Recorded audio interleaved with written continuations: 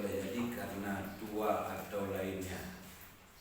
Jika mendapati dia akan ujrah orang yang menghajikan daripadanya, dengan apa dia mendapati dengan ujrah misil, bisa lazim akannya oleh haji pihak dengannya ujrah.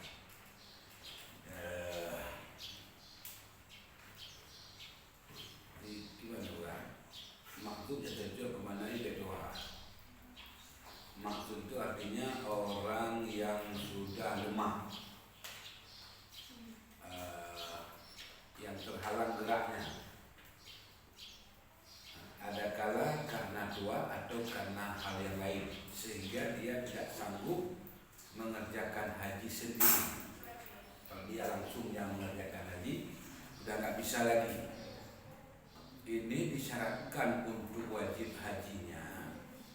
Yang pertama, syarat wajib hajinya yaitu kalau dia mendapati ongkos, artinya dia punya uang yang bisa mengongkosi orang lain yang mengerjakan haji untuknya, dengan syarat ongkos yang diminta itu sesuai dengan ongkos yang sewajarnya.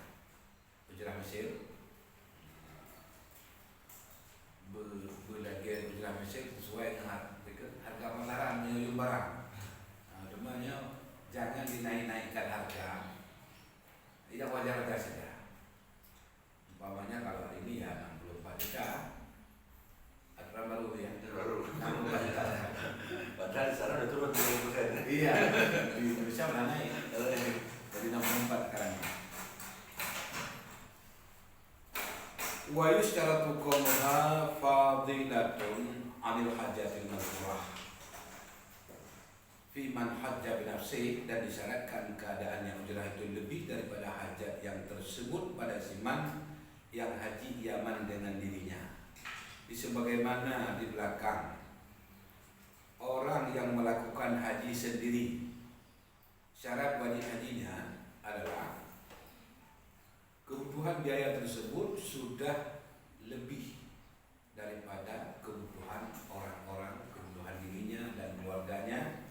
Begitu juga si maksud tadi, orang yang sudah lemah, adanya ujrah tersebut juga sudah melebihi daripada kebutuhan keluarga.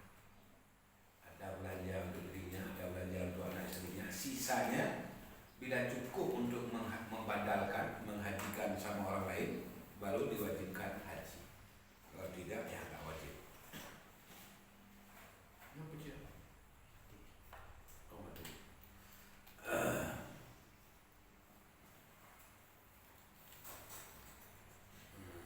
Lakin la yustaratu nafaqatul iyal dhihaba wa iyaba, akan tetapi tidak disyaratkan akan nafkah keluarga pada waktu pergi dan pulang.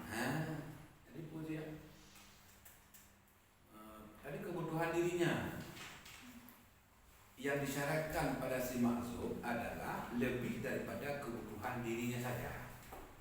Tidak disyaratkan lebih daripada kebutuhan nafkah belanja keluarganya pada waktu pulang dan pergi. Kenapa? Fa innahu idzan lam yufarid ahlahu, idza lam yufarid ahlahu yumkinu tahsiluhu nafaqatuhum. Karena sesungguhnya apabila tidak berpisah akan keluarganya, niscaya mungkin akannya oleh menghasilkan nafkah mereka. Beda dengan orang yang pergi haji sendiri, dia kan harus lebih daripada nafkah keluarganya pada waktu dia pergi dan kembali. Kenapa? Karena dia tidak di tempat. Berbeda dengan si maksud yang datang menghajikan untuk dia, orang lain bukan dia. Makanya tidak disyaratkan lebih ongkos itu daripada belanja keluarganya. Kenapa demikian? Karena dia tidak berpisah dengan keluarga, berarti selama di kampung dia bisa menghasilkan apakah mereka, dia bisa mencari. Kalau dia yang pergi haji nggak mungkin cari nafkah selama pergi dan kembali. Tapi kalau orang lain yang pergi, dia tinggal di kampung, setiap hari dia masih bisa bekerja. Makanya tidak disyaratkan lebih daripada nafkah keluarganya. Walau lam yajid illa ujrata masyin walau lam yajid illa ujrata masyin wajib istijaru bil asah. Jikalau tidak mendapatkan dia kecuali ujrah orang berjalan kaki, bisa wajib menyewakannya si berjalan kaki pada asah. Di belakang, kalau seorang mampu pergi haji sendiri dengan jalan kaki, naik kendaraan tidak punya harta, tapi kalau jalan kaki dia cukup uangnya, itu di sana tidak diwajibkan haji. Kenapa? Alasannya karena sukar. Orang berangkat jalan kaki itu sampai sukar, sulit, sakit dan sebagainya. Sementara kalau si maksud tadi bisa mengongkosi orang jalan kaki, kalau mengongkosi orang naik pesawat nggak ada uang, nggak cukup hartanya. Tapi kalau untuk mengongkoskan orang jalan kaki sanggup karena itu kan murah. Nah, bagaimana di sini si maksud? Adakah sama dengan orang haji dengan sendirinya? Tidak. Artinya kalau dia bisa mengongkosi orang jalan kaki, kalau ada yang mau, wajib haji bagi dia. Wajib mengongkoskan orang yang hanya bisa jalan kaki, tidak naik kendaraan. Nah, tapi tidak. Alal ashab berdasarkan atas pendapat yang kuat, yang wajib mengongkosi orang jalan kaki. Kenapa? Illa musyaqqata alaihi fi masyil ajir. Karena tidak ada kesukaran di atasnya pada berjalannya si orang yang mengambil upah. Jadi orang yang menghajikan dia yang jalan kaki kan nggak dari musyaqqah, nggak dari sukar dia yang di rumah. Yang musyaqqah itu, yang sukar itu orang yang menghajikan dia. Sementara dirinya kan nggak musyaqqah, nggak sukar. Ya, kok nanti aku gabung nanya, tak upah dulu untuk ijazah dia nggak dapat ya. Idanya nggak kerja. Man susah ijrani pak jalan, nah duduk dari kampung. Kan urusan ini kadang jika kadang kepukat tim belum upah dah bagi kamu nak. Bi khilafi ma idza hajja bi nafsihi yashqu alaihi al-mashy. Berbeda barang apabila haji dengan dirinya musyaqqah di atasnya oleh jalan kaki. Ya tidak sama kalau dia sendiri yang datang. Kalau dia sendiri yang pergi jalan kaki, nah itu dah pasti dia sukar, rumit, ada masalah-masalah untuk dirinya. Wa qawluhu al-aziz ilah sifatun kasyifatun fi makna tafsir lil ma'zum. Ya, kadang bermula katanya aziz sampai seterusnya itu sifat kasyifah. Apa itu sifat kasyifah, Bu? Bagaimana pemahaman sifat kasyifah? Yaitu sifat yang tidak ada lawan dari sifat tersebut. Kalau kita katakan orang pintar yang beramal, orang berilmu yang beramal, itu ada lawannya. Orang ilmu tidak mau beramal, itu sifat biasa. Tapi kalau sifat kasyifah, sifat yang disebutkan untuk dia cuma itu sifatnya, enggak ada lawannya. Jadi setiap dikatakan maksud itu pasti lemah dia. Enggak ada maksud yang enggak lemah. Maka tadi saya tafsirkan makna maksud dengan arti lemah. Bermula si maksud yang lemah. Adakah si maksud yang enggak lemah? Enggak ada. Nah, si maksud itu lemah. Maka seolah-olah sifat kasyifah itu menjadi tafsir daripada kalimat maksud. Di arti bila maksud adalah ajiz. Demikian pengertian sifat kasyifah. Selesai. Apanya selesai? Selesai masalah orang lemah, orang sakit, orang tua membadalkan haji sama orang lain. Sekarang masuk kepada haji dikerjakan oleh orang lain tapi tanpa ujrah. Walau bazalah bil mu'jamah ay aqta waladuhu aw ajnabiyyun malan lil ujrati lam yajib qabuluhu fil asah. Jikalau memberikan oleh anaknya atau orang lain akan harta untuk ongkos, Niscaya tidak wajib menerimanya harta pada asal. Tadi kita meminta atau membayar orang lain untuk menghajikan kita, itu hukumnya boleh. Yang sekarang anak kita kasih uang untuk kita supaya kita bisa mengongkosi sama orang lain. Yang kasih uang itu anak kita atau ajnabi orang lain yang nggak ada hubungan apa-apa dengan kita, dia kasih harta, dia kasih uang untuk kita dijadikan sebagai ongkos kepada mengongkosi orang lain untuk menghajikan kita. Apa hukumnya? Wajah asal menyatakan tidak wajib kita terima pemberian si anak atau orang lain memberikan uang kita untuk mengongkosi orang lain, tidak wajib kita terima. Kenapa? Lima fihi minal munnah at-tadilah, karena barang yang sabit padanya. Apa itu barang? Nyatalah daripada munnah. Munnah bahasa Aceh do-do. Dalam bahasa Indonesia apa nih? Mengungkit. Ya. Mengungkit. Jadi karena ada ungkit. Yang ungkit itu statilah. Berat. Rasa nggak nyaman kita. Di harta yang diberikan itu biasa orang suka ungkit. Nanti kita sakit hati. Nah, makanya tidak wajib kita terima pemberian baik anak atau orang lain.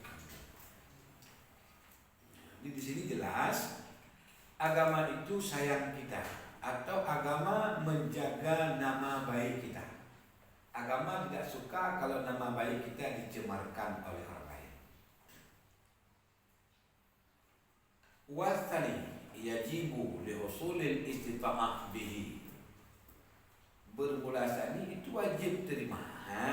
Mukabil daripada asal uang yang diberikan anak kita atau orang lain wajib kita terima.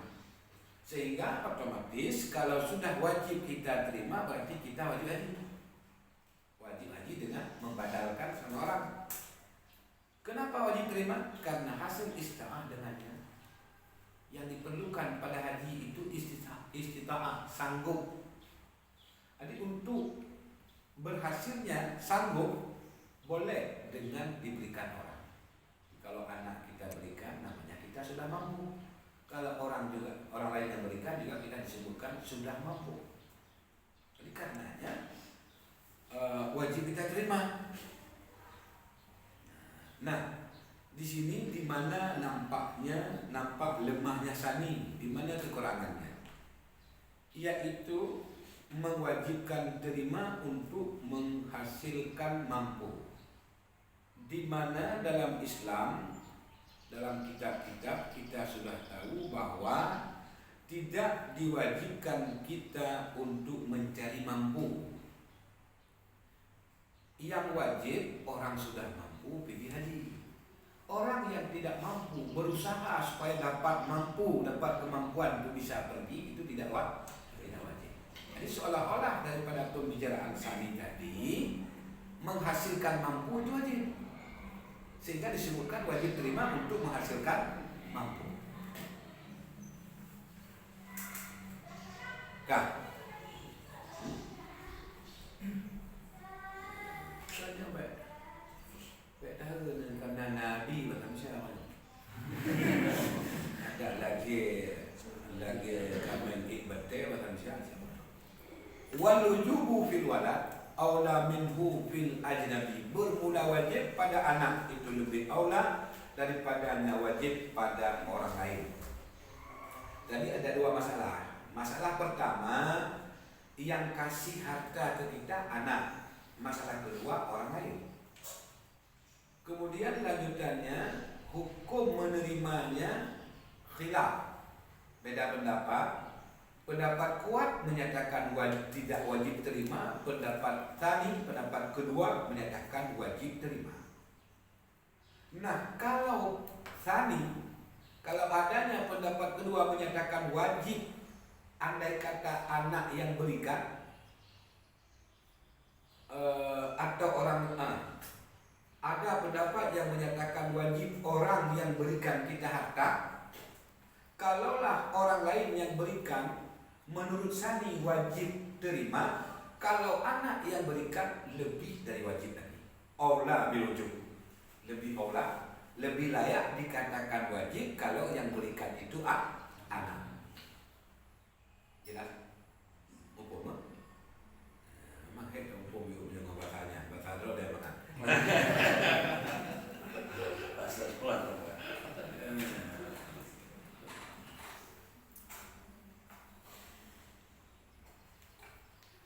Wa badlul abil mala ka badlil ibni au ka badlil ajnabi fihi ihtimalani zakarahul imam asahuhumal awal.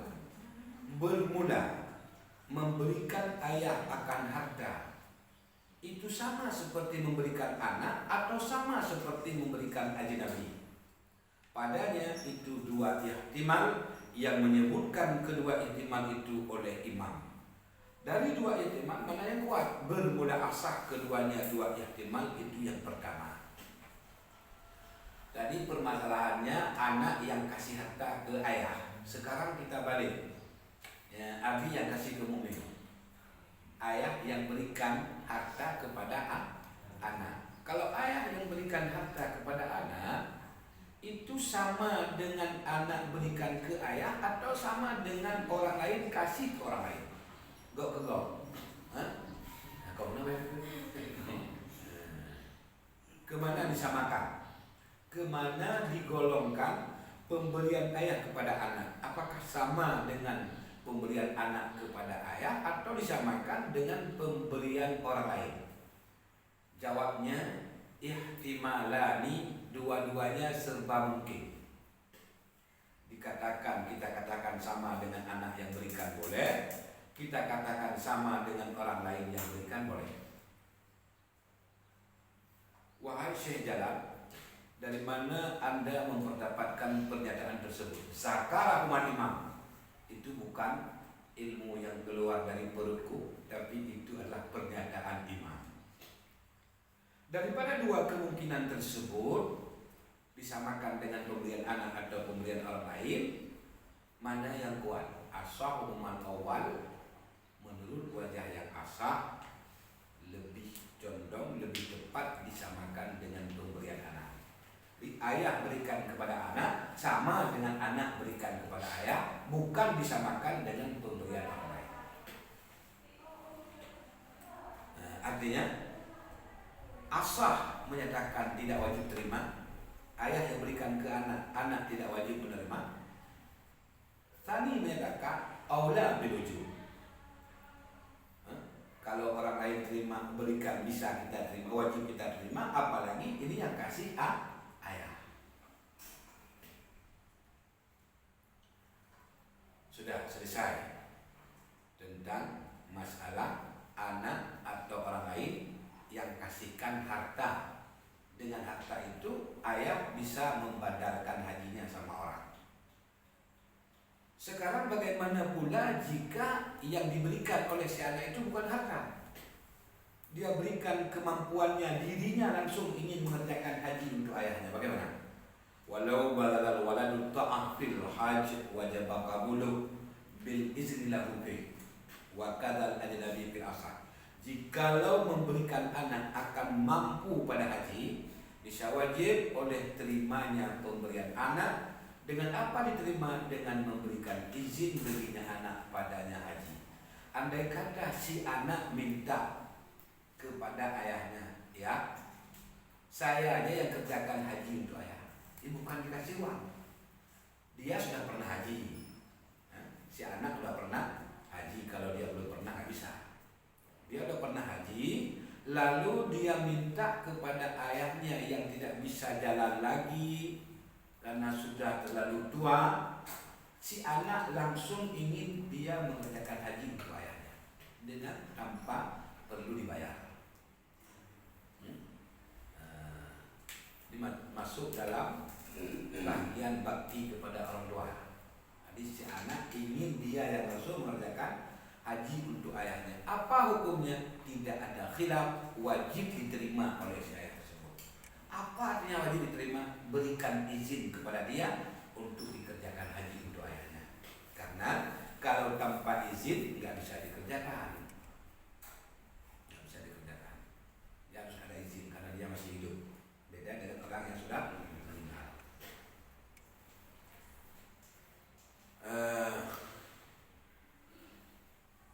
Di kitab lain saya dapati boleh kita kerjakan haji atau umrah untuk keluarga kita yang sudah meninggal, maupun orang tua kita, umpamanya orang tua kita sudah pernah haji dan umrah sekalipun. Jadi bukan hanya kepada orang tua yang belum pernah haji atau umrah, yang sudah sering haji dan umrah pun boleh kita selaku anak mengerjakan haji atau umrah untuk mereka. Dapat bonus begini ya, bonus 25 ya. ya.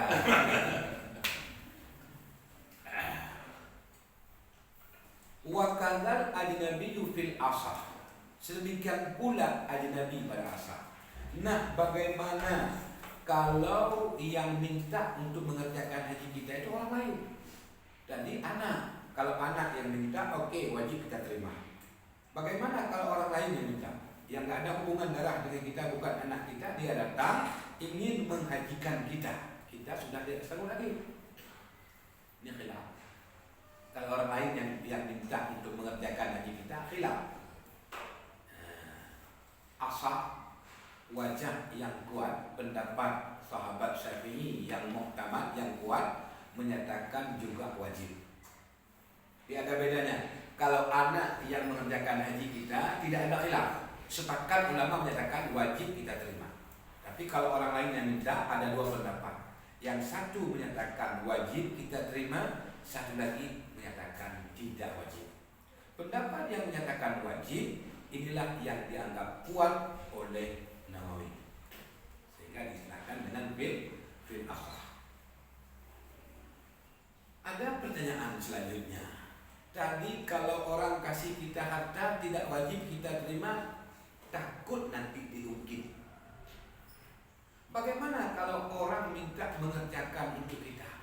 Bukankah itu juga bisa diungkit? Jelas ya? Tadi dikasih harta, nggak wajib terima, takut diungkit. Kalau diberikan tenaga, kan bisa juga diungkit. Apa bedanya? Wal munnah bidzalika laisa kal munnah bil mal. Bermula ungkit pada tenaga itu tidak sama seperti ungkit pada harta.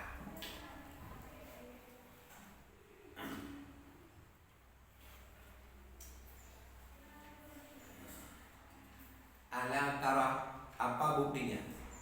Adakah tidak engkau lihat bahwa sungguh insan itu tercegah daripada isti'anah bimalil ghir, tercegah daripada minta tolong dengan harta orang lain, dan tidak tercegah ia insan daripada minta tolong dengan badannya orang lain fil ashghal pada berbagai kegiatan.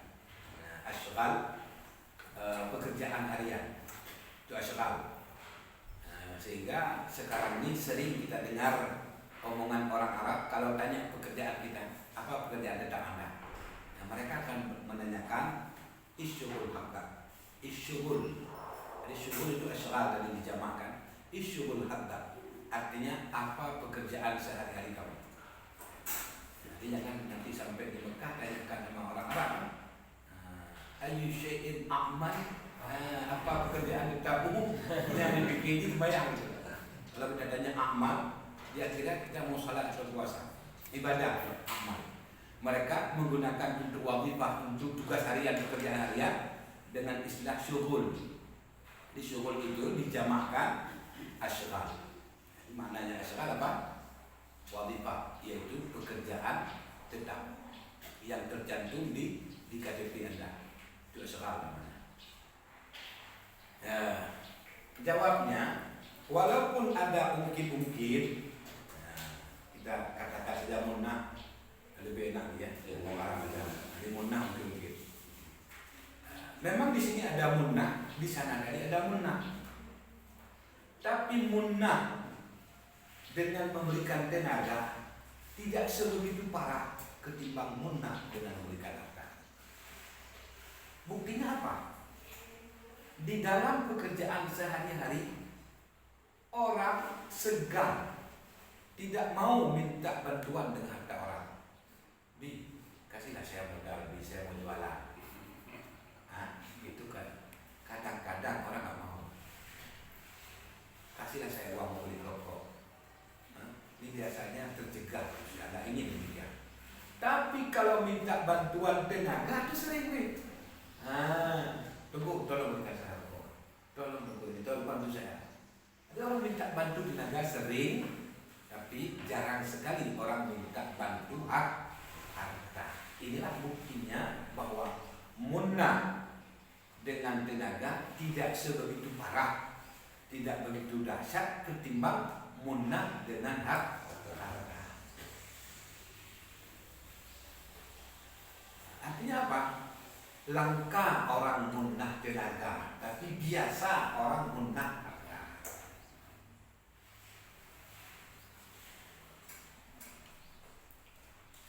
Wa muqabilul asah yufarriqu bi anna al-walad bid'atun minhu fa nafsuhu ka nafsih bi khilafi ghairi. Berguna muqabil asah itu membedakan ya. Dengan apa dibedakan? Dengan bahasa anak itu bahagian daripadanya orang tua. Maka berguna dirinya anak itu sama dengan dirinya orang tua. Bi khilafi ghairi, dengan menyalahi orang lainnya. Muqabil asah yaitu lawan daripada pendapat asah tadi yang menyatakan pemberian ajnabi, pemberian orang wajib kita terima. Lawannya menyatakan tidak wajib kita terima.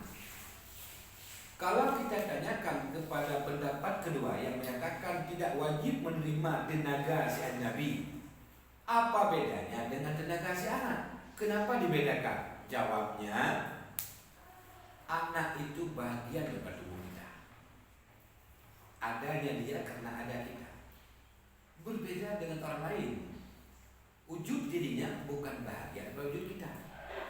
Maka jangan disamakan anak dengan orang lain. Anak yang berikan tenaga wajib kita terima, orang lain yang mau bekerja untuk kita jangan kita terima. Nyaman bu, nah beda dengan bapak. Tapi di orang-orang zaman dulu, walaupun demikian orang zaman dulu tidak suka menyuruh anak. Orang saleh ya, orang saleh zaman dulu tidak suka menyuruh anak. Lebih suka menyuruh orang. Apa alasannya? Dia takuti kalau sempat disuruh anaknya nanti anaknya nggak mau atau sedikit melawan di hati kecilnya akan jadi durhaka anaknya. Ditakut anaknya jadi durhaka, maka dia tak pernah perintah atau menyuruh anaknya. Dia lebih suka menyuruh orang. Sehingga ditanyakan sama beliau itu, kenapa Anda punya anak yang ramai tapi nggak pernah Anda suruh? Kenapa suka minta bantuan orang lain? Jawabnya, saya nggak senang nanti di akhirat tengok anak saya di neraka. Alasannya apa? Kalau saya suruh anak saya nggak mau atau melawan atau tidak sempurna dia kerjakan, nanti dia durhaka. Dengan durhaka dia masuk neraka. Jadi lebih senang saya kerjakan sendiri. Kalau nggak mampu saya upahkan sama orang saja. Nyantung punya nung pegahnya, beknya pikir ke ayah dron kan dron tengok. Bek, oh ayah dulu beknya. Tanya tengok bek tayu, tanya tengoknya yang berleh. Bek tidak mungkin ayah awal. Tapi anak jadi buo antar kayu.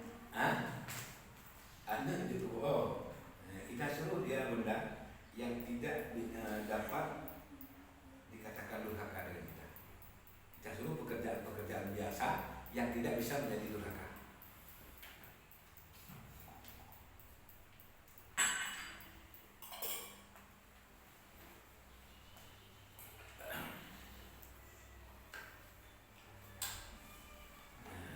Coba tunggu-tunggu perhatikan. Fanafsuhu kanafsihi. Maka dirinya ayah itu sama dengan dirinya anak. Itu seperti nafsih. Yang jadi pertanyaan, sama persiskah ayah dengan anak? Sama persiskah ayah dengan anak? Dia kata benar kalau ada benar baca kitab, dia kata benar. Jawabnya tidak. Kenapa? Karena dalam undang-undang tasbih mislu syai' ghairu syai'. Itulah undang-undang tasbih. Maka di saat dikatakan nafsuhu ka nafsihi bukan persis, tapi seolah-olah anak itu ayah. Seolah-olah ayah itu seolah-olah, seakan-akan. Jadi istilah seakan-akan itu bukan persis. Dikatakan Zaidun ka Asadin. Apakah mirip sekali si Zaid dengan singa? Sama benarkah si Zaid dengan singa? Tidak. Nah, apa juga dikatakan? Kenapa juga dikatakan Zaidun ka Asadin? Ada sisi samanya. Sisi kesamaannya ada, tapi banyak perbedaan.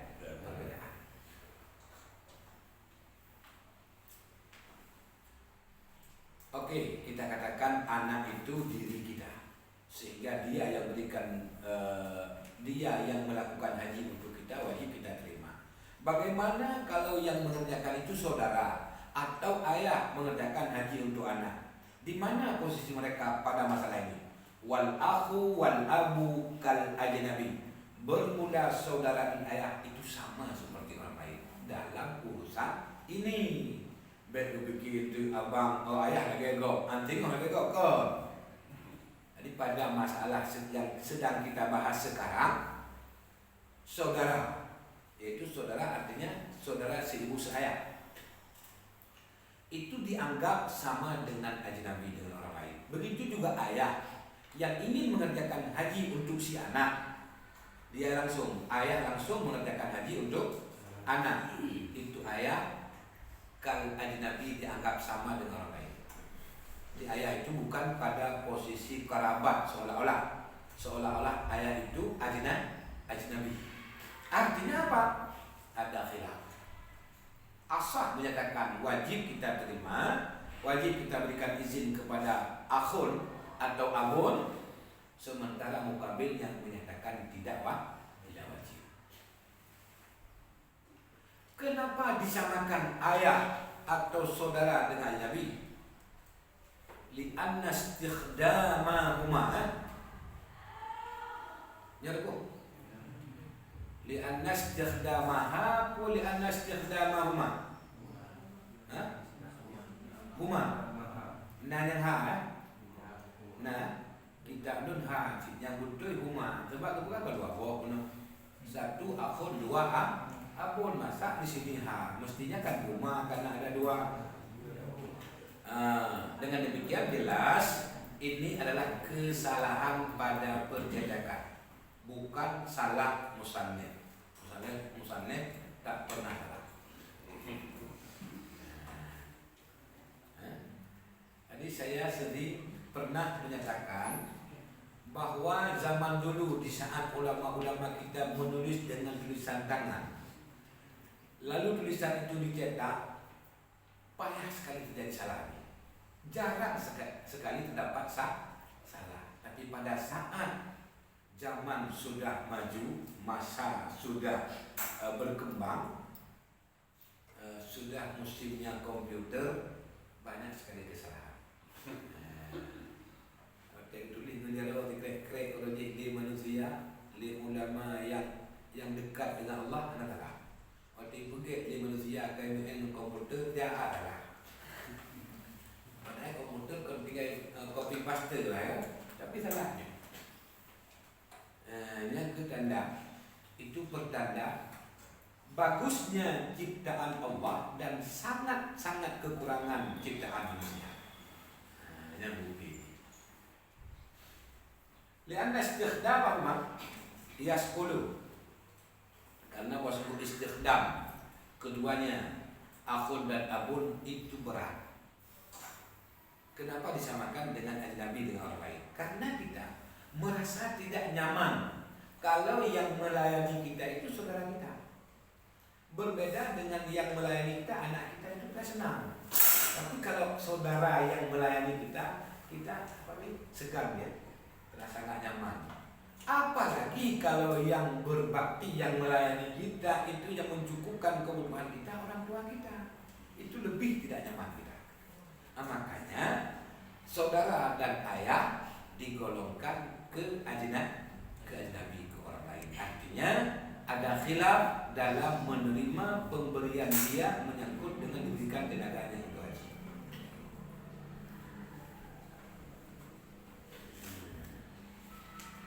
Walau badalal waladu awil walidu ta'ata liyahujja masyian fa fi wujubi qabulihi wajhani as-sahbu ma firadati la yajibu li'annahu yashukku alaihi masyyuhuma bi khilafi masyil ajnabi.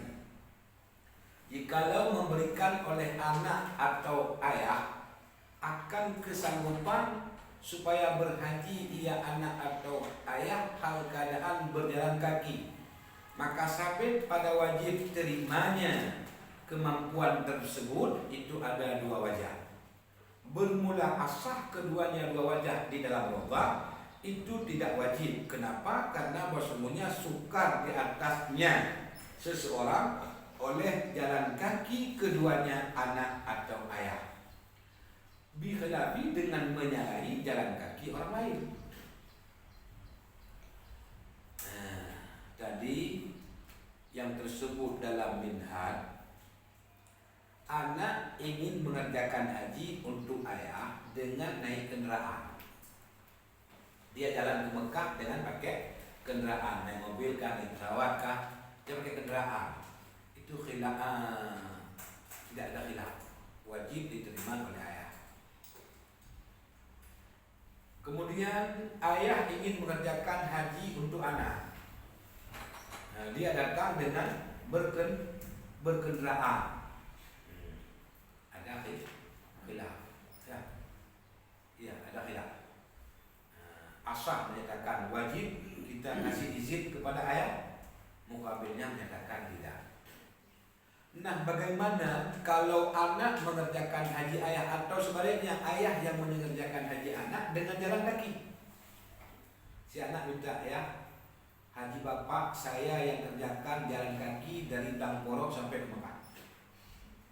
Atau ayah yang minta mengerjakan haji si anak dengan jalan kaki. Adakah wajib diterima oleh lawannya? Kalau anak yang minta wajib diterima oleh ayahnya. Kalau ayah yang minta, adakah wajib diterima oleh anaknya? Itu ada dua pendapat. Dari dua pendapat itu, menurut tersebut dalam lugah yang kuat tidak wajib kita berikan izin. Kenapa? Karena anak jalan kaki, ayahnya capek di rumah kan? Betul kan? Yang jalan kaki itu anak, tapi ayahnya yang sakit di rumah. Ayahnya jalan kaki, anaknya nggak nyaman. Masa ayah jalan kaki ke Mekah? Berbeda kalau orang lain yang minta datang pergi haji untuk kita jalan kaki, itu kita nggak begitu terasa. Kasihan, jauh capek kali sebelah saya pulang. Betul, itu hanya di mulut saja, di hatinya nggak seberapa. Tapi kalau anaknya akan terasa sakit, terasa tidak nyaman sampai ke lubuk hati. Makanya dibedakan antara ayah anak dengan ajnabi dengan orang lain.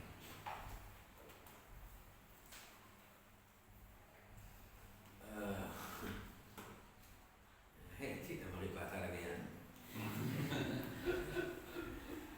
Tadi ada semalam nih jamaah yang di Kota Jambi, dia bilang saya ikuti terus YouTube Abu, tapi saya kewalahan dengan bahasanya. Bagaimana kalau bisa diusahakan dengan bahasa Indonesia? Saya jawab, insya Allah saya usahakan. Cuma saya ngomongnya susah gitu. Kalau di dalam pengajian, di luar beda. Waktu pengajian susah. Sama dengan ceramah juga. Walau talabal walidu min walad. ayyahujja anhu ustuhibba lahu ijabatuh.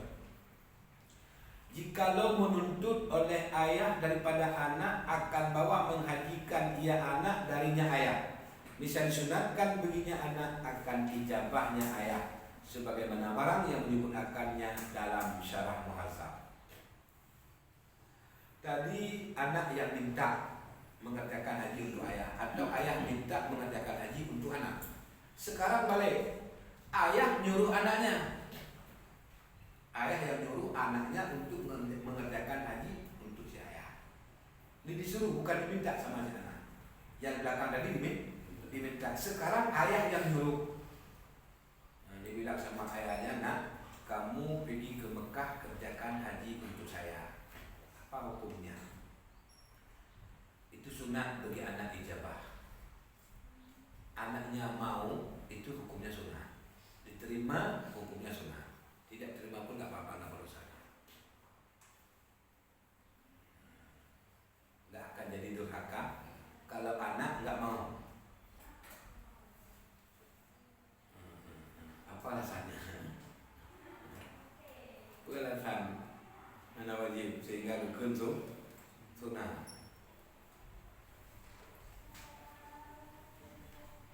Karena di dalam perintah ayah yang barusan atau permintaan ayah yang barusan tidak sepenuhnya untuk kebaikan ayah. Akan tetapi dalam perintah untuk mengerjakan haji kepada si anak, satu, berbuat baik untuk ayah, yang kedua itu kan taat kepada Allah. Jadi karena bercampur dua unsur, maka tidak dibenarkan. Yang diwajibkan kepada anak hanya patuh kepada orang tua demi kepentingan sepenuhnya untuk orang tua, tidak bercampur dengan kepentingan ibadah.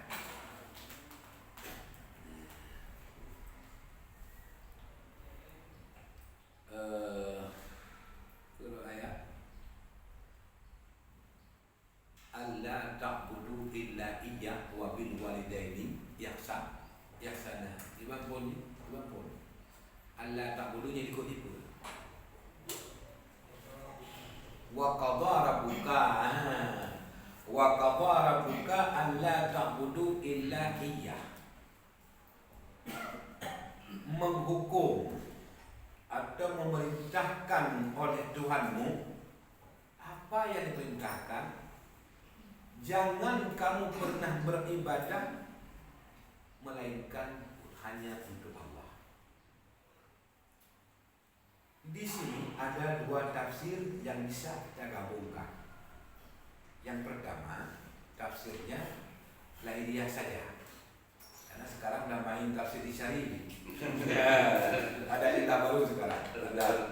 Ada tafsir Isyari. Saya pun bisa gitu, tafsir Isyari. Bukan hanya orang lain aja yang bisa. Saya juga bisa. Dia tuh apa yang berdengkung. Apa tafsir lahiriahnya? Yaitu kita dilarang menyekutukan Allah dalam beribadah. Tafsir isyarinya apa?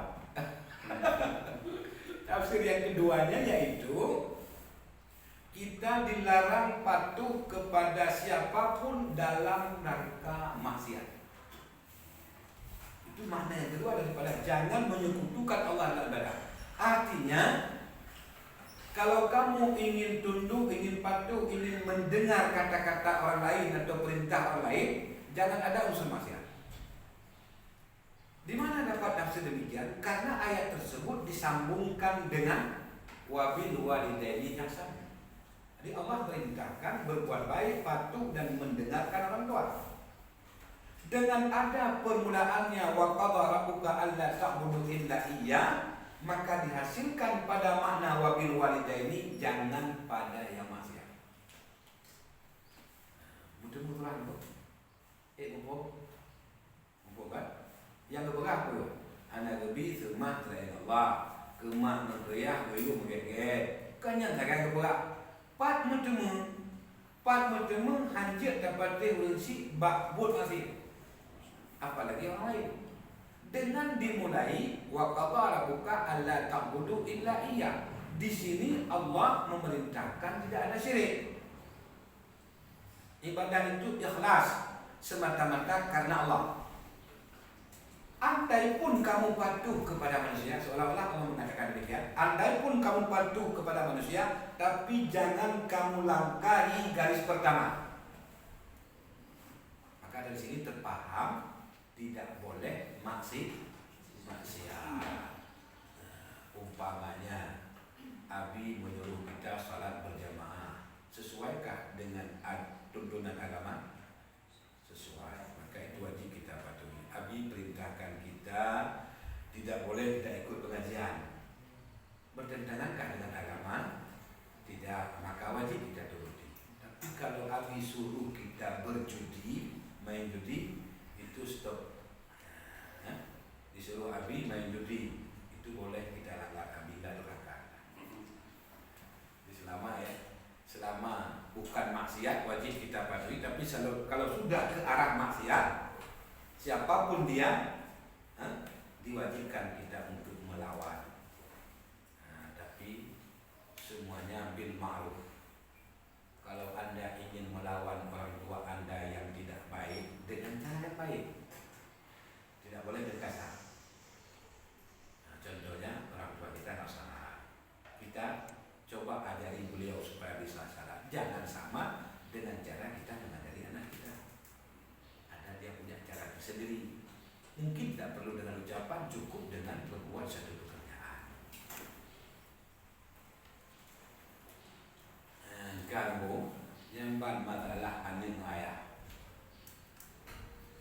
Walau badalal walad ta'ah thumma arada rujuk' fa in kana ba'da ihramihi lam yajuz aw qablahu jaza bil asal. Jikalau seorang anak memberikan kemampuan kemudian berkehendak akan cabut, maka jika ada ia kehendak setelah ihramnya tidak boleh ia, atau sebelumnya ihram bisa boleh ia pada asal.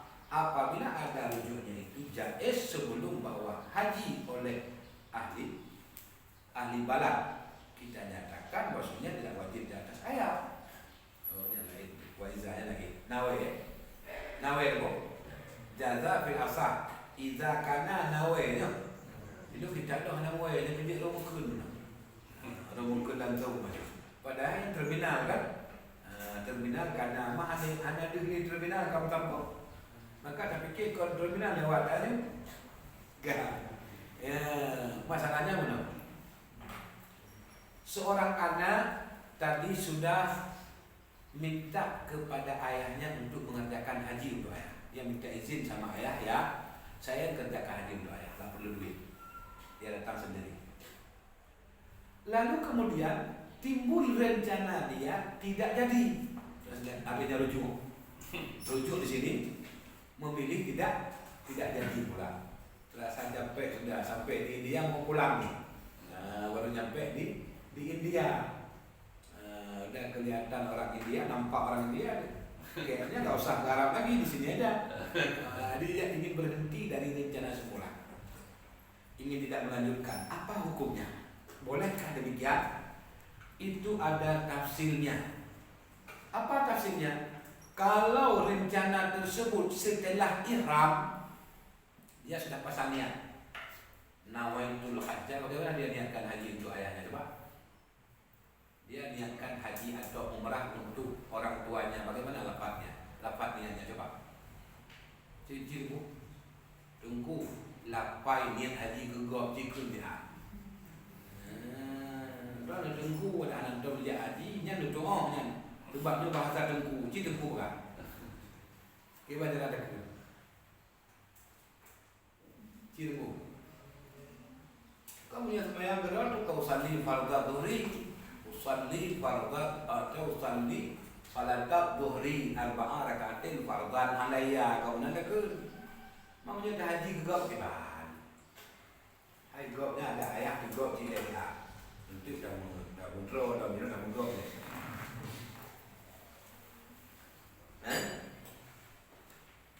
bagaimana ucapan lafaz niat haji untuk orang lain? Oh, anak berdoa melapai kerawan buji di melapai kerawan. Ya lapai kerawan. Nawaitul hajja wa ahramtu bihi lillahi ta'ala. Yang punya haji, punya umrah. Nawaitul umrata wa ahramtu biha lillahi ta'ala nya untuk draw tu menyuntuk relain di bandar kunku nya ka pulang draw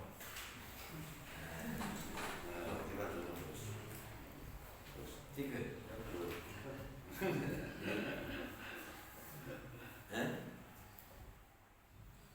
gimana kok Nufus lupus dari juara lagi, juara di provinsi. juara provinsi. Wah, jadi malu nih. Juara ketiga di kota Medan. Mana yang aja tidak juga boleh. Kita minta malu lagi habis. Juara ketiga dia. Perempuan di mana-mana. Jamai buruk. Gelembung. Oh, Ahmadiyah kok. Banyak Wahabi di sana. Banyak tu. Banyak di SPBU bukan yang dekat rumah kita. Ya, juara ketiga. Kira gimana ke? Hah? Apa ya? Menyuntuk draw tu nawaitul hajjah wa ahramtu bihi lillahi ta'ala. Munyo ke ayah atau ke gop gimana ke nunggu? Pakai? Iya, itu betul. Pakai an. Pada puluhan ya. Ini ke hajjah. Nawaitul hajjah an abi ya. Apa arti an? Untuk. Ini bukan lagi an daripada. Apa faedah an kau cukup dah ramai aku kau tak mau. Alah. Baikli. Nawaitul hajjah li abi ya dia. Dalam niat apalagi itu amalan tidak dibenarkan memuta'alakan dengan lam. Kenapa? Apakah hanya dengan lam? Nawaitul hajjah li abi bukan hanya. Ya, kabut dalam buat bah ni. Benar baca kitabnya buat. Apakah hanya? Ha? Apakah benda-benda?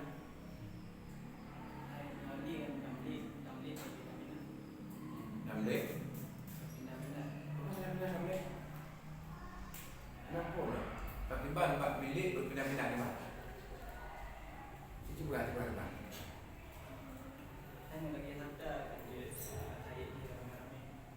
Oh, tiga toko. Dino lemolo untuk blok koron kami koron. Anak dah ber kena di. Pasal yang dino yang kekali. Keput tak ber tinggal bulau. Dia menyala lagi yang dah pergi demo. Jadi jadi. Padahal pergi ke tengah ni, yang ulangnya toko. Ada yang guru kepada milik berpindah-pindah ni. Yang guru sopo. Buka akan yang alatan lain akan hanjut lam. Akan hanjut lam.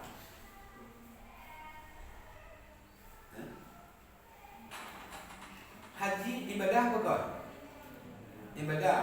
Ibadah tu kau milik. Ibadah milik kau. Kau milik Allah, apa milik dunia ibadah? Maka katakan aku haji bagi Allah. Makna bagi ayah. Punya aku haji lillahi ta'ala. Berarti ikhlas mana ni? Mak aku haji bagi ayah. Berarti karena ayah aku haji. Yang hanya disebut. Benar-benar hanya ikhlas. Jadi milik bak ibadah ke Allah. Hanjitna milik ke orang lain. Maka hanjitna lam. Cuma berkunci dengan an. Karena makna an ganti badal. Faedah aina badal. Apa makna badal? Yang puput hajinya tubuhnya ya Allah. Tubuhnya yang puput haji. Tapi di tubuhnya jidam bak makam ayah. Seolah-olah tubuhnya tubuh ayah. Bermakna gelantau ayah lun puput, lun yang puput. Butnya orang keganyan, kau orang kelun. Nyamban mana an. Ya, maka tidak dibolehkan dengan kalimat lain. Sekalipun huruf jar itu banyak, tapi yang dipilih dalam badal hanya an satu-satunya. Min juga. Min tidak intihak sabah rumah yang sakti an. Maka niat haji untuk orang lain, nawaitul hajja an abi. Nawaitul hajja an fulan. Nawaitul hajja an fulan. Nawaitul umrata an abi. Nawaitul umrata an ummi. Jadi an itu artinya untuk atau pengganti.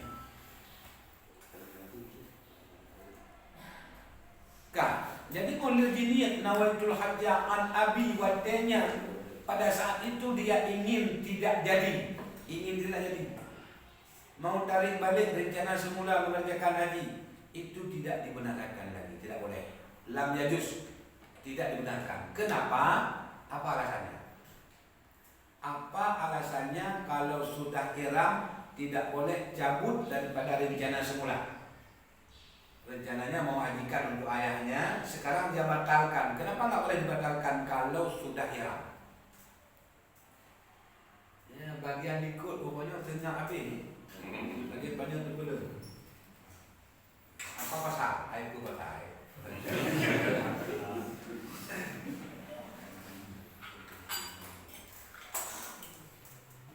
Lepas lagi ulah cek. Dia bukan hanya jabut. Ke Batara. Terjemah juga agak hafal pihak dulu. Maka haji itu punya ihram? Nggak bisa diulang lagi. Nggak bisa. Diulang lagi kan setahun depan kalau di haji. Kalau umrah? Itu dua-duanya nih. Siap, saya. Itu dua-duanya. Sekali bicara untuk dua-duanya, haji atau umrah. Oke, kita katakan karena haji menunggu tahun depan. Andai kata masalah ini terdapat pada umrah, kenapa? Apa alasannya nggak boleh cabut dari rencana? Apa alasan? Hah? Kaidah mau? Kaidah mau nak kewajiban? Kaidah mau nak kewajiban? Ada pilih pakai pilih? Ini kan apa ada kayak dia kan ya? Ini kan makan tu tak betul atau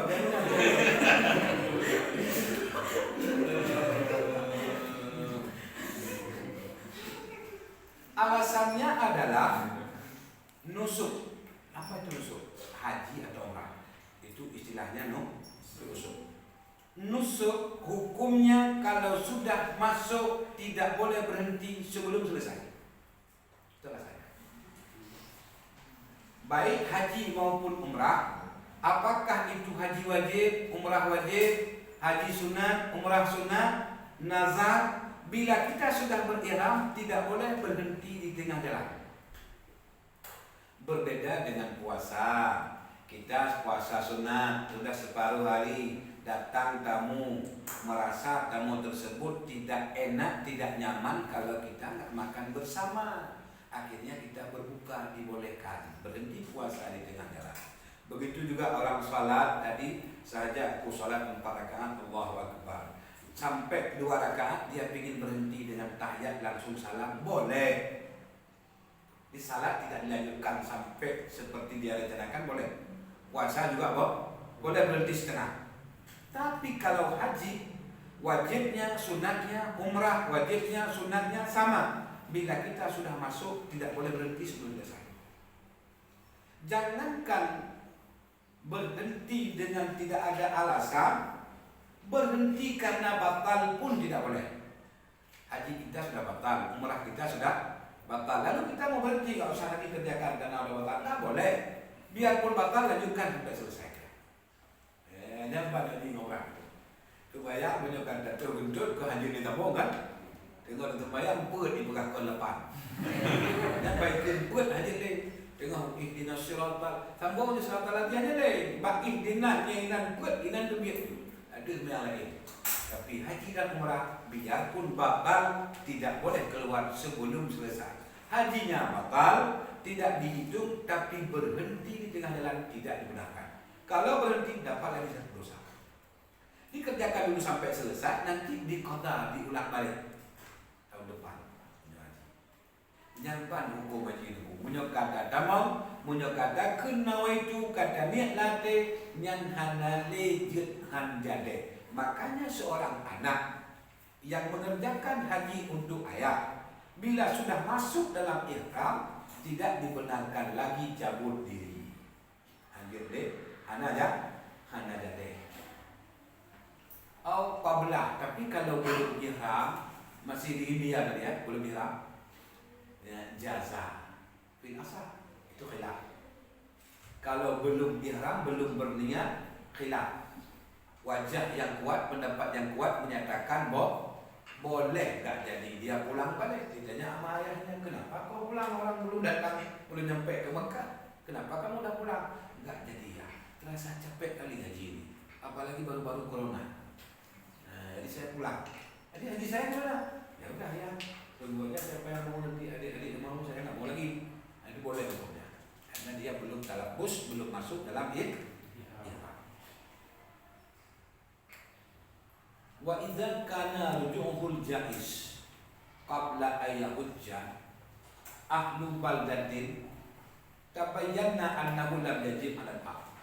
Nah, di saat anak sudah kembali enggak jadi mengerjakan haji ayah, bagaimana nasibnya kewajiban haji si ayah ini? Kemana kita bawa kewajibannya?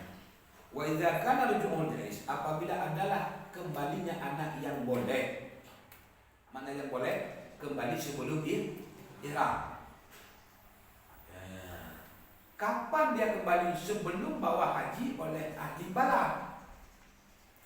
Artinya orang di negeri dia belum berangkat, dia udah pulang. Kalau sebelum orang negerinya berangkat dia pulang, tabayyana, kita nyatakan maksudnya tidak wajib haji atas ayah. Nah, di sini kita hukum ayahnya belum ada wajib haji. Kita menunggu yang pokok pembahasan menunggu wajib haji kon menang orang tua. Jika kemampuan kon tanah. Sekarang kemampuan sudah ada, yaitu anak yang mengerjakan. Ditengok kemampuan ada atau tidak pada saat orang negeri kita berangkat. Di situ dilihat mampu atau tidak. Contohnya hari ini seorang kaya punya kemampuan. Pas waktu mau berangkat orang haji dia jadi miskin, itu belum wajib haji. Patokannya pada waktu berangkat. Nah, sekarang dia sudah mampu haji, bukan dengan harta mampu, tapi dengan kemauan anaknya untuk mengerjakan langsung. Kita katakan ayah sudah punya kemampuan sehingga sudah wajib haji. Nah, bagaimana kalau dia balik? Enggak jadi dia kerjakan. Kalau baliknya sebelum orang kampung berangkat, di sana kita hukumkan belum pernah wajib haji atas ayahnya. Tapi kalau orang sudah berangkat, anaknya baru pulang, itu kewajiban haji sudah istiqrar, sudah jadi ketetapan atas ayah tersebut. Artinya kapan-kapan waktu dia mesti haji. Apakah dengan haji sendiri atau diongkoskan terserah. Yang penting sekarang kewajiban haji sudah terpundak di kepala sang ayah. Ya, yang kebenaran lihatnya, jatah ayah anak apa kena yang wajib haji. Karena kaya ku lebih jibun, ibu dok ijak di tengah lot kaiwo, aywo kok kabel pak, kamu dipek wajib haji ada ayah. Padahal dasar anaknya anak guna-guna ini gitu, guna-guna. Tak boleh urus. Jatah ada payah haji dia ni, gara-gara kai tukah bahlul jaya. Tu kalau kaiwo diga kabel pakai jak cilet, jak dipek wajib haji ada ayah. Ini ada anak durhaka, ini kaum bebe durhaka.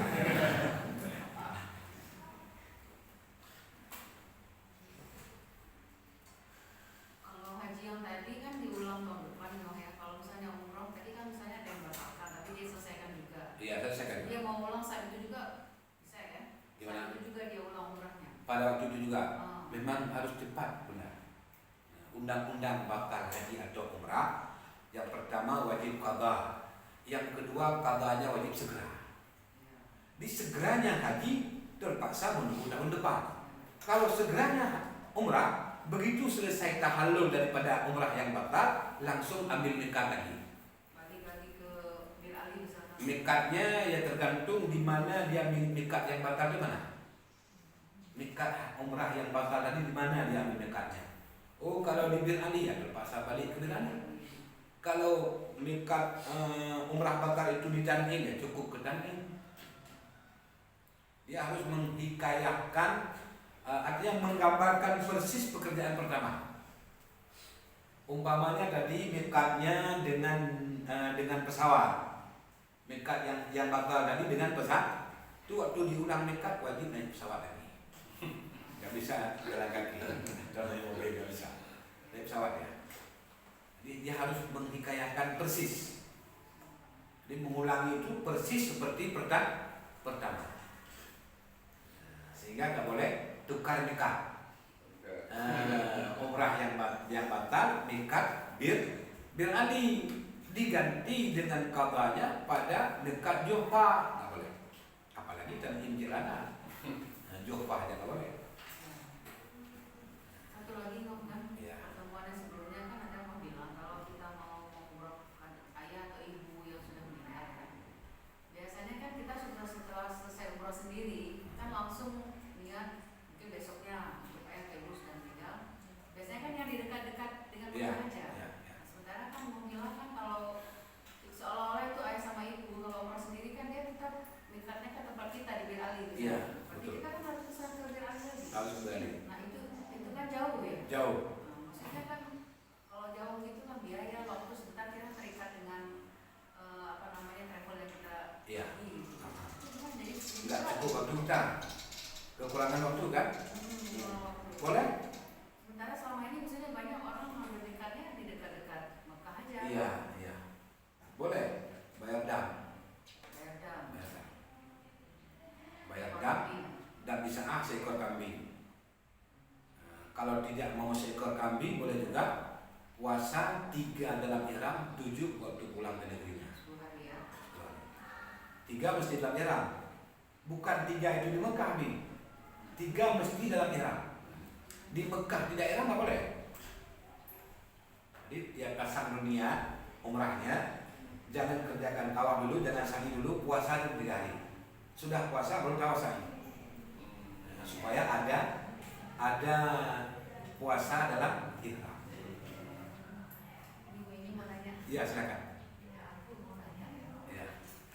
Pas aku jamaah mau melaksanakan umroh, Iya. mau sa'i. Dia sudah pakaian ihram, Iya. sudah ambil mikot di Bir Ali. Ketika mau melaksanakan sa'i, mungkin begitu banyaknya manusia jutaan di saat-saat tertentu ya. Dia waktu itu di saat maghrib sama isya di hari Jumat, itu kan banyak manusia.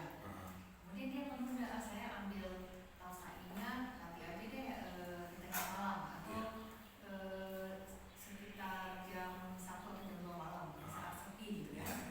Tapi dia tidak membuka pakaian ihramnya.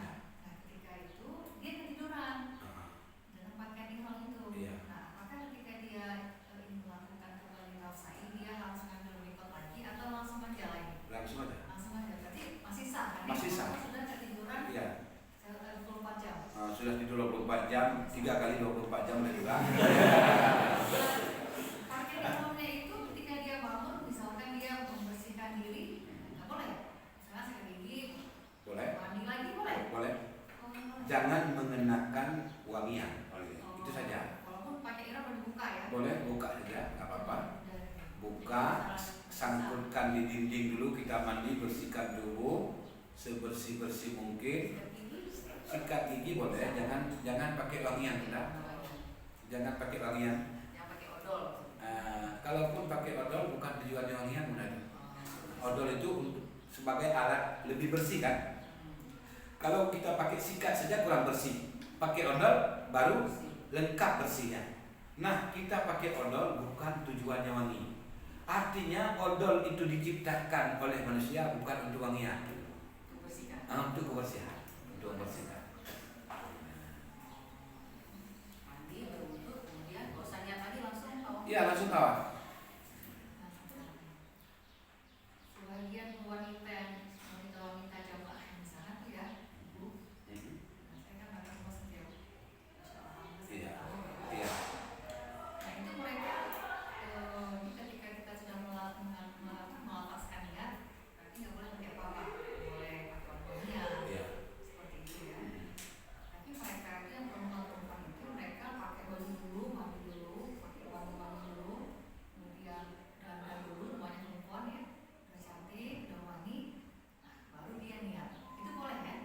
Sebelum ya. Sebelumnya ya. Kalau sebelum ihram, mewangikan diri dulu. iya. Belum niat dulu. Boleh Se- Bu ya? Sebelum berniat disunatkan memakai wangian bagi laki-laki. Kalau wanita itu Kalau wanita tidak disunatkan, tapi tidak apa-apa, boleh, sah-sah saja. Bukan sunat, tidak menghasilkan pahala. Kalau laki-laki yang taruh wangian itu menghasilkan pahala, itu bedanya. Apakah laki-laki atau perempuan yang menggunakan wangian sebelum ihram? Ada satu yang perlu diperhatikan, yaitu jangan pernah kain yang mengena di tubuh yang sudah ada wangian, jangan pernah lepas dari badan lalu pakai lagi. oh ya. Boleh copot, boleh, tapi ganti dengan yang tidak pakai wangian. Andai kata dia copot dulu lalu dia kenakan lagi, itu kena dam. Sementara nggak pernah lekang, nggak pernah copot, nggak pernah lepas pakaian dari tubuh yang sudah wangi, sampai selesai saja pun nggak apa-apa. Tapi tadi yang laki saya tanyakan ke aku, yang laki-laki tadi udah ketiduran, dia mandi lagi. Mandi bukan wangi. Oh iya. Mandi membersihkan badan, beda dengan wangian. Ihram itu dibuka nggak apa-apa kan? Nggak apa-apa. Mandi baru dia tahu sa'i. Nggak apa-apa, yang penting sebelum ihram jangan ada wangian di kain ihramnya. Kalau sudah pernah taruh wangian sebelum ihram, dia mau mandi dilepaskan pakaian ihramnya, silahkan pilih ihram kedua yang belum ada wangian. Kalau ihram itu masih dikenakan, kena dam. Nah, itu saja bedanya. Panggil bunda itu apa? Biasanya orang manggil apa? Bunda. Uni. Uni. Uni nggak jauh. Umi.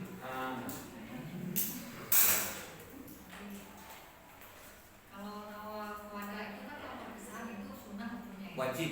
Wajib. Wajib. Jadi kadang-kadang dia pas mau balik ke kita itu Indonesia kan dia tahu wadah. Karena capek kelelahan, itu ada juga jemaah. Dia nggak tahu wadah. Nggak boleh. Nggak tahu ada. Andai kata ada kejadian seperti itu, dia wajib menyembelih kambing juga. Dam juga. Satu ekor. Jadi tawaf wadah itu wajib mustaqil, artinya di luar dari pekerjaan haji dan umrah. Dia nggak ada sangkut paut dengan haji dan umrah, tapi dia merupakan satu kewajiban tersendiri.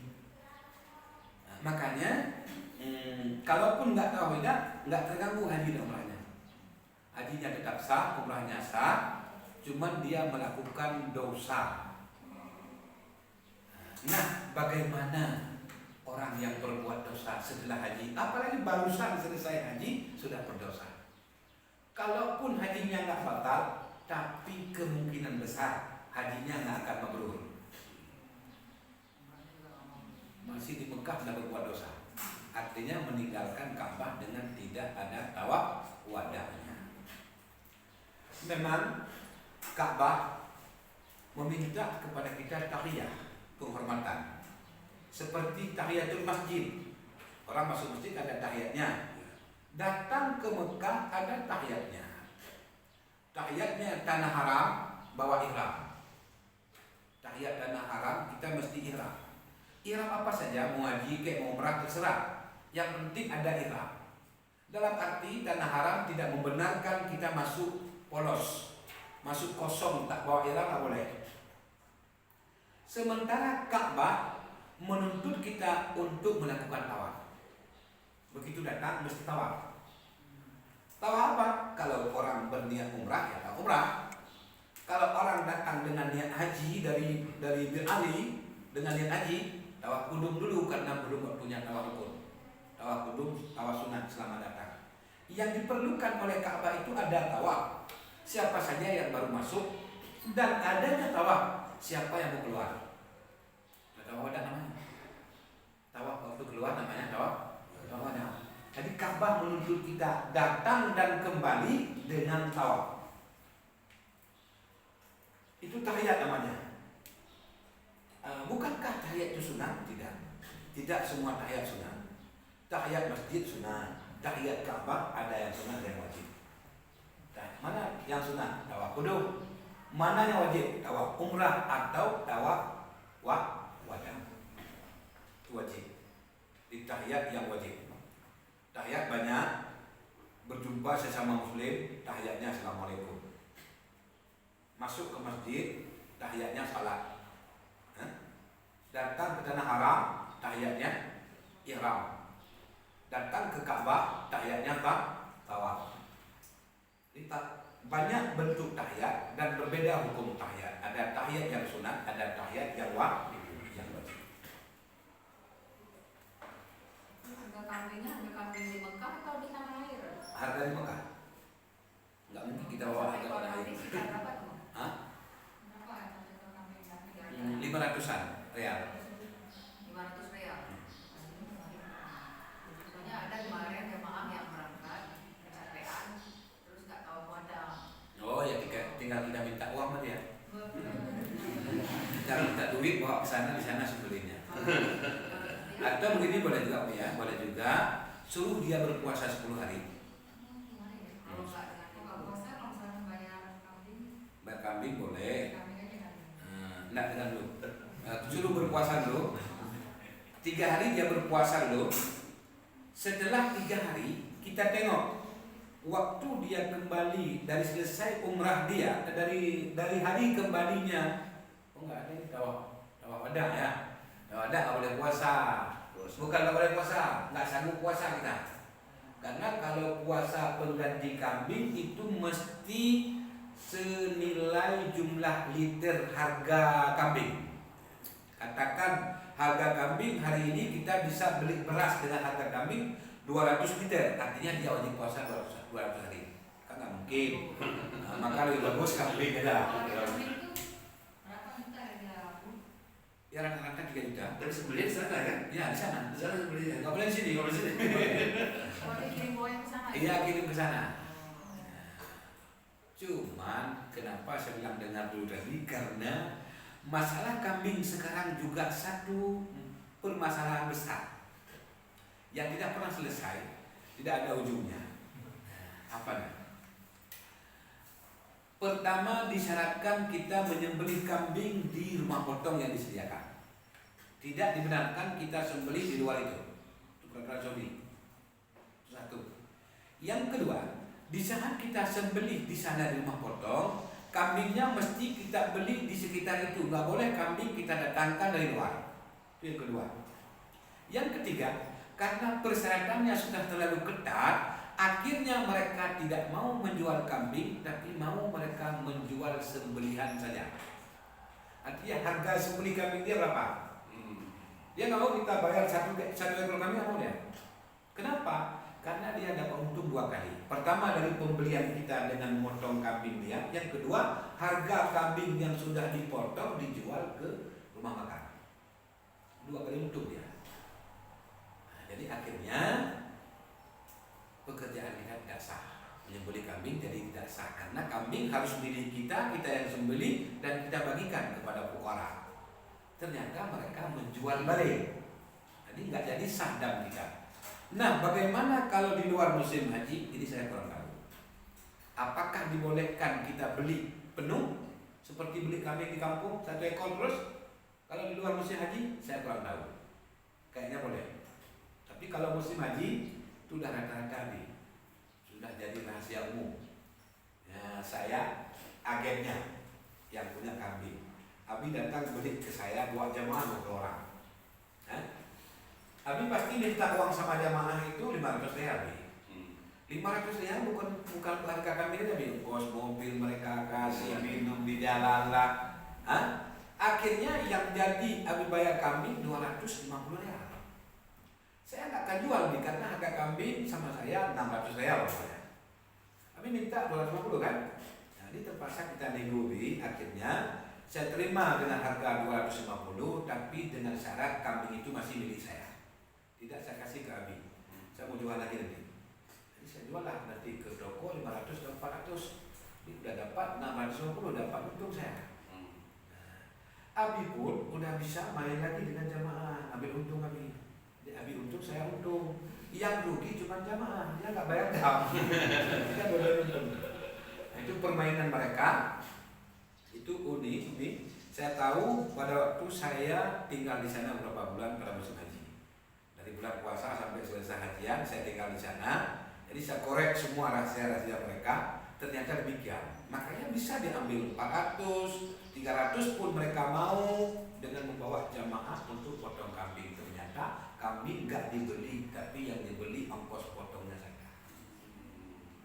Ini membuat kita berasa. Nah, bagaimana kalau di luar musim haji? Saya kurang tahu. Waktu umrah kita beli kambing, bisakah jual penuh? Mungkin saja bisa, tapi saya kurang tahu. Atau misalnya gini, misalnya kita kirim aja uang ke sana gitu ya. Iya. Ada mahasiswa Indonesia kan yang kuliah di sana. Iya, ya. iya. Kita kasih uang ke dia beli kambing buat Besti, nanti dia misalnya beli sama teman-temannya. Iya, sama boleh, gitu kan. boleh, boleh. Jadi amannya ya. Boleh, aman. Misalnya mau nanya lagi malah gue. Mau nanya lagi boleh. Ya silakan, silakan. Nilai pahala soal berjamaah di Masjid Nabawi itu kan 1.000 ya. 1.000. Di Masjid Masjid Haram 100.000. Iya. Nah, orang tuh berdiri tuh dari jam 1 berangkat supaya dapat masuk ke dalam. Nah, siapa yang mau ingin tanya itu nilai pahalanya berbeda nggak? Yang sholat di dalam sama di pelataran. Oh, Itu gitu. di luar Iya, itu iya. nggak hanya di halaman, malah di belakang-belakang, bahkan ada juga yang sholat di depan toko karena dia tersambung dengan halaman masjid. Iya. Nah, mereka mungkin ingin mencari gimana caranya supaya bisa berjamaah kan, Iya. sholat dengan imam masjid. Bisa datang agak terlambat, bisa pulang cepat kan? Tapi dapat jamaahnya. Iya, seperti dapat. Nah, itu jamaahnya berbeda nggak, Abu? Ya. Kan masjidnya sama-sama Nabawi dan Masjid Haram. Ya. Kalau kita tengok daripada matan, yaitu lafadznya hadis Rasulullah, man shalla fi masjidi hadza, dari lafaz lahirnya man shalla fi masjidi, istilah masjid itu kan yang ada bangunan saja. Jadi kalau pelataran halaman itu bukan masjid. Jadi istilah fi masjidi, di masjidku ini khusus di dalam. Jadi nggak ikut yang di luar, nggak disamakan. Tapi karena mereka juga berjamaah ke imam yang di dalam, maka ada hubungannya dengan imam. Jadi kalaupun nggak dapat 100.000, dapat di bawahnya 20.000 lah. ya 20.000 lah. Kalau full 100 nggak bisa. Berarti harus kedepannya banyak di dalam. Harus di dalam. Ya. Walaupun perempuan juga. Iya, Perempuan betul. yang paling belakang paling. Iya. Laki-laki kan sopnya depan. Iya. Perempuan kan di belakang. Di belakang. Nah, terus di masjid Mekah atau Madinah itu kan luar dalam ada laki-laki perempuan kan. Makanya kalaupun kita katakan kita perempuan di luar sama aja di dalam pun campur, di luar nggak campur. Jadi nggak ada di sana istilah sah perempuan, nggak ada. Tapi pahalanya tetap berbeda ya. Iya, berbeda. Luar sama Nggak ada dengan. diskon dong ya pahalanya. Mudah-mudahan nggak ada. Karena ada satu hadis dikatakan oleh Rasulullah, tawaf itu kan disyaratkan di dalam masjid.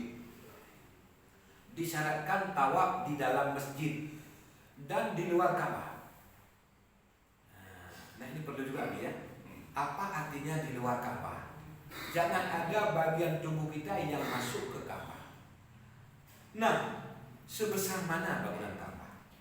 Ka'bah itu 45 cm dari keluar, bagian luar itu masih dalam nih. Masih dianggap bagian dalam. Kenapa? Karena di situ ada pondasi yang tersisa di sana dibuat dinding. Maka itu udah pasti masuk bagian dalam.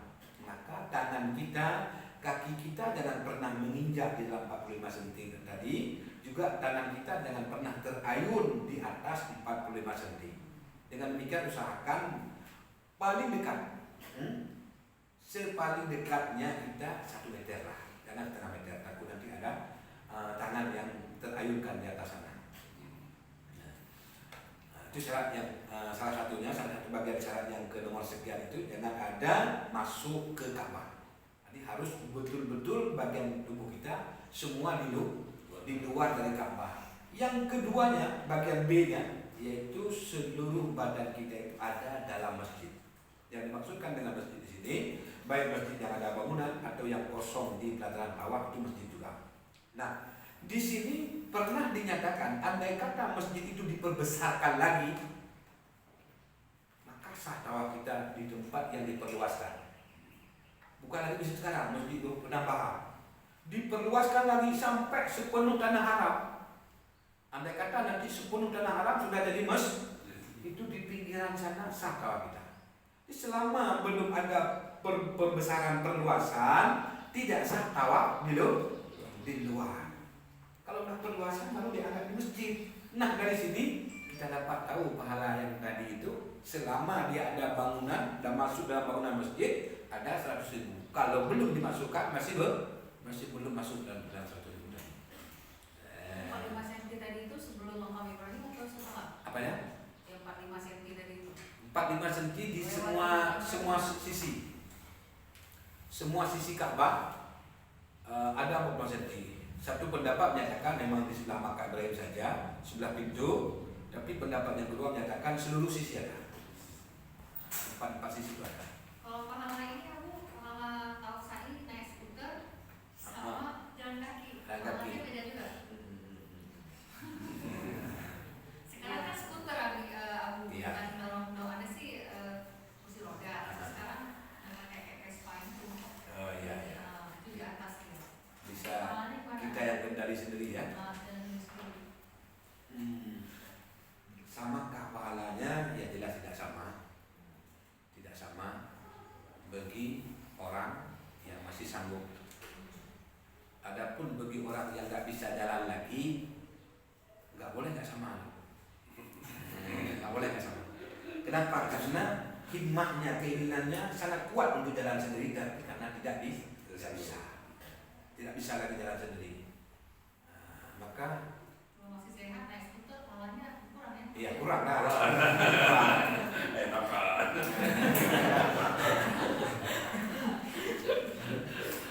Sekarang anak muda pun naik skuter. Iya. Malas. Malas. Kebanyakan hari ini kan pergi umrah itu ganti dari tours, Rekreasi. rekreasi, bukan lagi ibadah. Makanya sama Umi itu banyak artis-artis yang ikut Umi bikin umrah. Rata-rata mereka cuma refreshing ya, bukan ibadah. Sampai di sana cari kesenangan. Makanya di saat hotelnya nggak nyaman, travel yang dimaki-maki sama orang itu. Bukan dijual ibadah lagi. Bisa-bisa preweddingnya di sana lagi ya. Iya. Kalau kata Syekh Arab yang jamaah yang paling banyak selfie itu jamaah Indonesia. Jawaban saya betul. Di semua tempat selfie. Malu kita. Jadi umrah plus selfie ya. Oke, ada lagi Uni? Lupa tahun misalkan. Apa? Pas sudah selesai tawaf sa'i lupa tahunnya, tempat tidur. Tertidur. Gimana? Tertidur. Tapi setelah dia tawaf sa'i, sebelum dia tahallul, adakah dia kerjakan larangan ihram? Seperti laki-laki mengenakan baju, pakai rambut, tak pernah, tak apa-apa, tak apa-apa. Gitu bangun langsung buka Iya. gunting kan. Ya, bangun langsung gunting rambut, nggak perlu ulang ke sana. Asalnya dari tidur dulu kan. Iya, Alasannya dari tadi tidur dulu. tidur dulu. Itu tahallulnya masih di tempat sa'i atau boleh di hotel? Boleh di mana-mana. Afdalnya di tempat sa'i di Marwah, itu afdalnya. Kalau gunting jangan gue. Mbak gunting ya. Jadi afdalnya di Marwah. Jadi kalau kita kerjakan dari hotel udah kurang pahala. Udah. Nah, kita enggak, sedikit lagi hadis satu lagi udah. Kita habiskan dulu hadis. Satu lagi hadis. Meriwayat dari Syekh dari Ibnu Abbas bahwa sungguh seorang perempuan daripada Kas'am berkata, ya Rasulullah, sesungguhnya mewajibkan Allah pada haji atas hambanya mendapati akan ibuku, akan ayahku, akan sudah syaikhan kabira, sudah tua bangka, la yastati'u ayyasbuta ala rahilah, tidak lagi sanggup duduk di atas kendaraan. Fa ahajju anhu, adakah maka aku hajikan untuknya? Coba tengok hadis. Anhu bukanlah lahu, maka nawaitul hajjah an abi.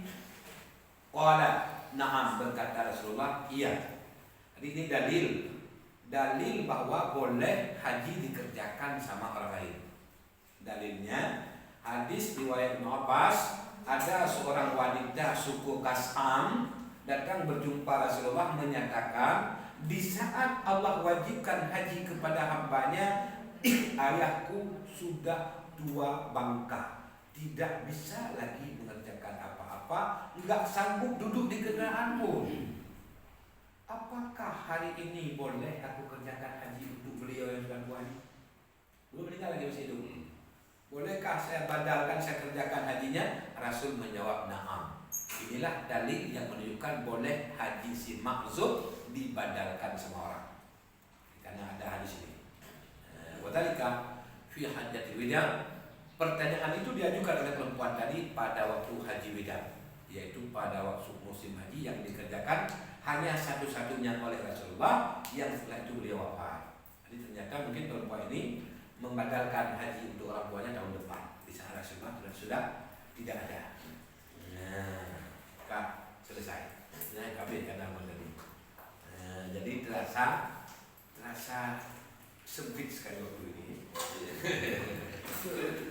Padahal Bumi masih ingin menanyakan beberapa pertanyaan lagi, tapi karena Ini ada satu pertanyaan dulu. boleh silakan. Tapi yang punya apa masalahnya?